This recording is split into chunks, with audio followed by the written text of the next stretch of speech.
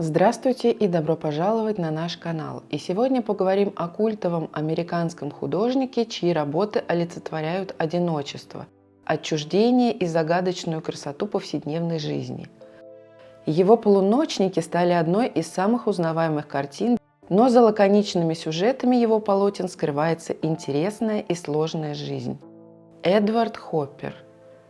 Годы жизни 1882-1967. Американский художник, которого критики называли мрачным соцреалистом. Он в эпоху засилья всевозможных авангардных течений оставался верен своему реализму. Сколь бы устаревшим он тогда не казался. Хоппер часто любил писать пустые автострады, опустевшие городские улицы. Возможно, родись он несколько позже, его картины вышли бы отличной иллюстрацией к постапокалиптическим книгам, фильмам и компьютерным играм. Хоппер придумал свой жанр – портрет дома. Для него здания и одинокие дома настолько индивидуальны, как и люди. У каждого может быть своя история и своя душа, которую можно раскрыть на портрете. Но, возможно, он через изображение зданий пытался показать людские характеры и чувства. Здание есть индивидуальное отражение сущности живших в нем людей. И нет ничего более грустного, нежели вид опустевшего дома, словно бы люди, жившие в нем, умерли. Впрочем, Хоппер изображал на своих картинах и людей, но делал это своеобразно, словно бы подсматривая в щелочку. Это взгляд случайного прохожего, которому нет никакого дела до увиденных им встречных жителей большого города. Полотна Хоппера зачастую пронизаны ощущением беспредельного одиночества. Так зачастую чувствует себя каждый городской житель, который находится в окружении абсолютно чуждых ему людей, которым нет никакого дела до него. Одиночество в толпе – это очень по-хопперовски. Когда Хоппер умер, его жена рассказала, что журналист популярной американской газеты надумал написать заметку о жизни ее мужа, но не смог этого сделать. Не было достаточно материала, не о чем было писать. Все представление о нем со стороны случайных людей сводилось к следующему. Художник писал мрачные картины, исполненные безнадежности, где было мало людей, да и они там зачастую случайны. Хоппер словно бы воспевал одиночество и очень старался скрыть от посторонних все подробности своей жизни.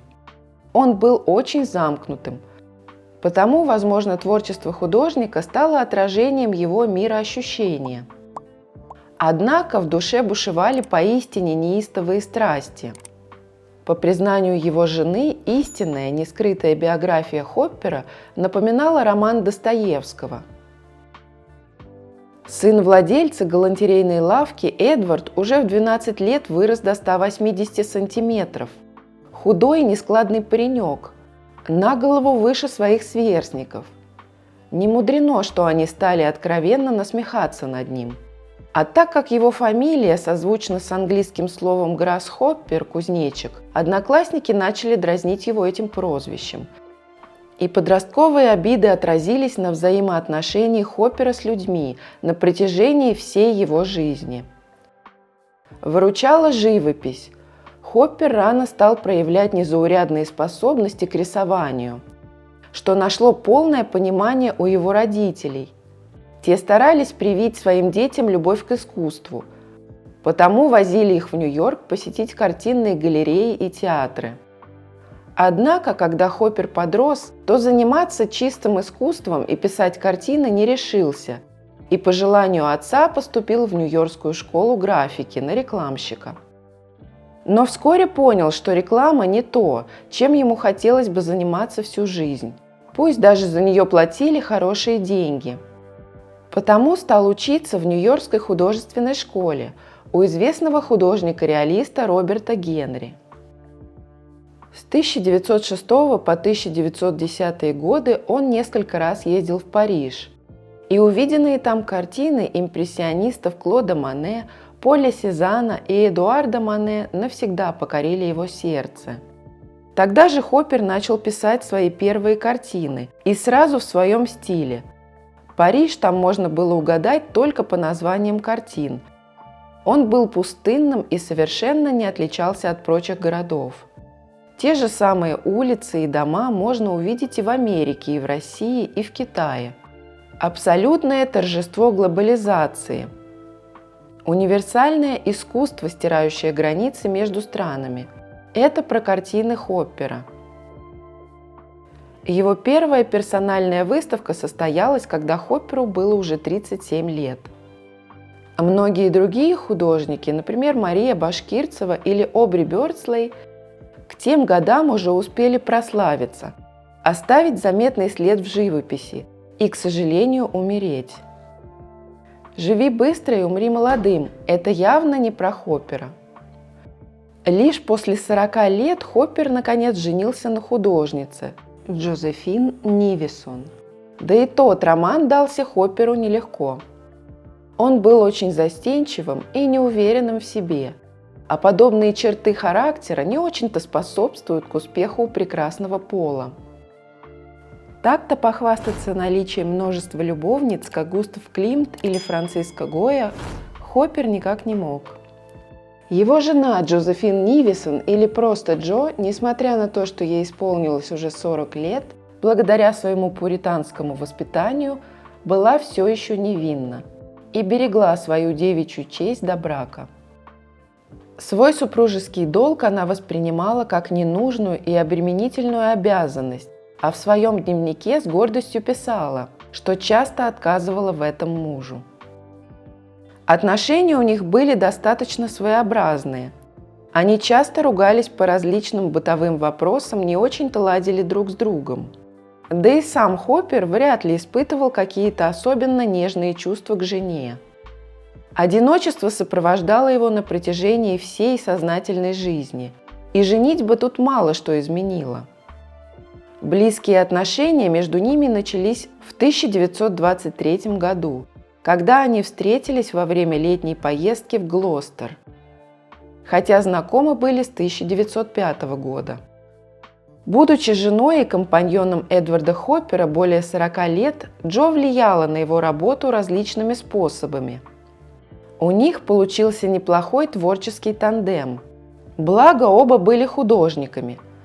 Все женщины на картинах Хоппера стали похожи на его жену.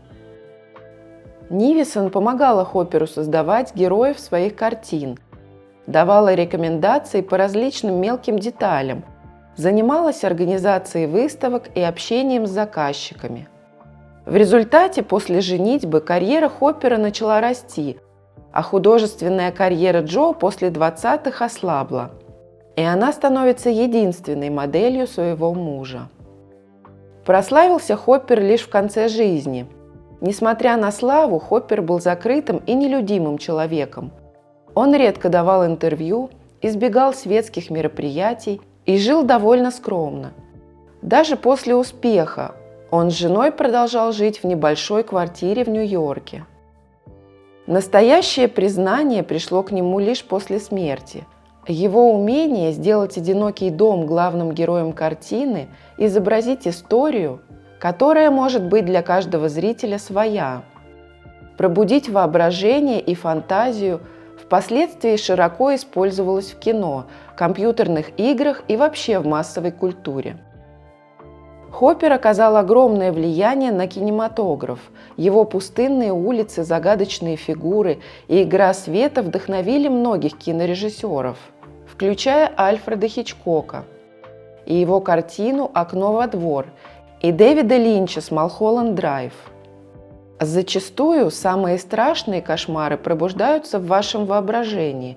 Нужно только правильно его подстегнуть. Когда Хоппера спрашивали, что означают его работы, он обычно отвечал: «Если бы я мог сказать это словами, я бы не рисовал». Он не любил навязывать зрителю интерпретации, предпочитая, чтобы каждый сам находил смысл в его работах. Эдвард Хоппер – художник, который мог представить чувство одиночества, тишины и тайны. заставляя зрителей задумываться о жизни своих персонажей. Его работы остаются актуальными и сегодня, потому что каждый в них видит что-то свое.